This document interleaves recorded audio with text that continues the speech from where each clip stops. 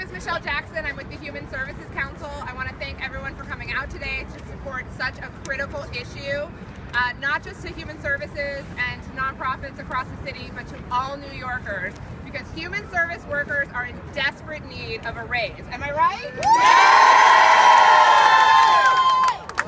So workers in the human services sector provide critical services across the city, including health care, home care, senior services, homeless services, child care. The list goes on. And these workers have not seen an increase in their city contracts in over 6 years. We're here, right? So we're here today to work with the mayor to get an important increase to these human services contracts. And what we're asking for is 5% this year and 5% next year. So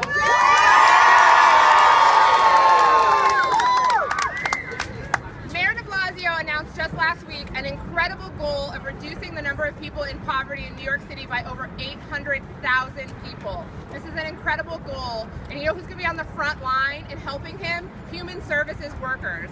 We are the critical partner in helping the mayor achieve his goals around ending inequality and making for a livable New York.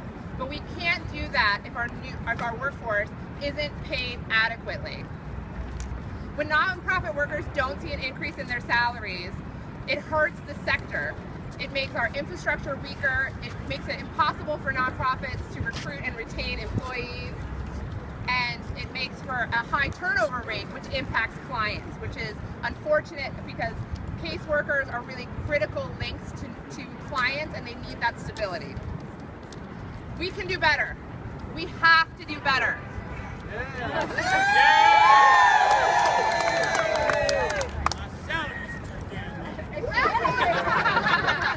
In New York City alone, nonprofit organizations provide over $5.5 billion in human services contracts each year.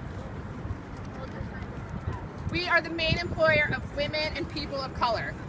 This lack of an increase is not only hurting the economy and crippling the sector at a time when need is on the rise and the mayor is committed to ending inequities.